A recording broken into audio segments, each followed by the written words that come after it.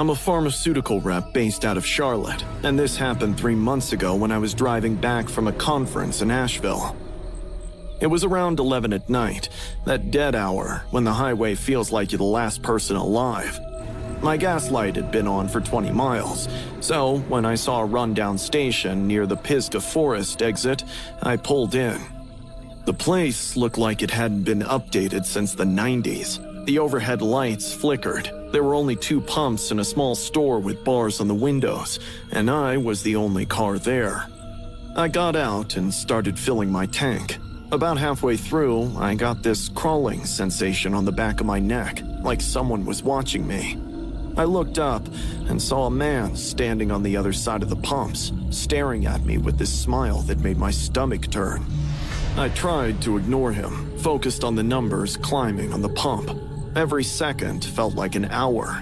Finally, when I couldn't take it anymore, I snapped at him. What's your problem? Why are you staring at me? He tilted his head, and his smile widened. You look just like my wife. His voice had this dreamy quality to it. The hair, the eyes, even the way you stand. He took a step closer.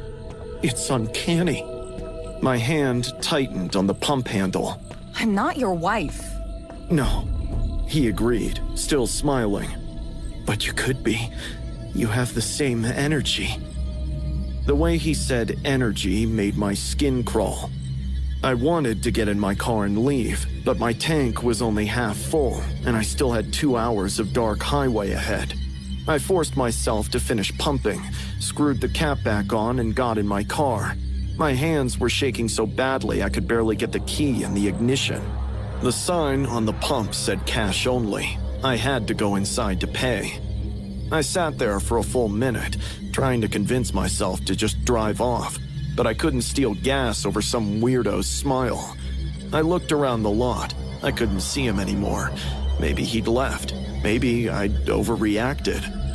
I walked to the store, checking over my shoulder every few steps. The bell dinged when I entered. The cashier, an older guy with tired eyes, looked up from his magazine. Pump 2. I said, keeping my voice steady. And a bag of Doritos and a Coke. While he rang me up, I kept glancing out the window. There was no sign of the man. Maybe he was just passing through. Maybe he really had thought I looked like someone he knew. People say weird things sometimes. I paid, grabbed my stuff, and walked back to my car. The parking lot was empty now, except for my Honda. Relief flooded through me. I was 3 steps from my driver's door when I heard his voice behind me. I killed my wife. I froze, every muscle in my body locked down. She was cheating on me. His voice was conversational, like he was telling me about the weather. Found her with him in our bed.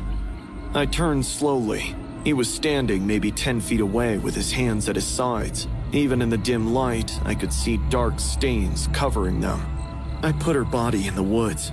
He continued, lifting his hands to show me. Right back there, not even a mile in. She's all wrapped up in plastic. The smile was gone now. His face was completely empty. I screamed and ran for the store. I heard footsteps behind me, but instead of following me, he bolted toward the tree line and disappeared into the darkness. The forest just swallowed him whole. The bell dinged as I burst through the door. The cashier looked up, startled. What's wrong? The man! He said he killed his wife! He said her body's in the woods! His hands were covered in blood! I was gasping, pointing at the woods. Slow down. What man? The one who was out there! He was staring at me! He said he killed his wife and showed me his hands! They were covered in... The cashier's face went pale. He pulled out his phone and called 911. The police arrived in maybe 10 minutes, but it felt like hours. I sat in the back of the cashier's office, shaking, trying to explain what happened. 2 officers went into the woods with flashlights, while another stayed with me, asking questions I could barely understand. It took them 40 minutes to find him. He was sitting under a tree, sobbing. His hands covered his face, still stained with blood. Next to him was a freshly dug pit, not even properly covered yet. Inside was a shape wrapped in black plastic. They pulled back the plastic enough to see a woman in her mid-30s with multiple stab wounds to the chest. She'd been dead for maybe 3 hours. The detective told me later that the man's name was Marcus Boone. His wife, Emma, had filed for divorce 2 weeks earlier, and friends confirmed she'd been having an affair. He'd killed her in their home that night, wrapped her up, driven her out to the woods, and buried her in the dark. But instead of fleeing away, he stayed there until he saw me. I asked the detective why he thought he had approached me. He told him I didn't know. I asked him whether he thinks he'd hurt me if I hadn't screamed and run. Nobody seemed to have any answers. The therapist I'd been seeing says I might never know, and that's something I have to accept.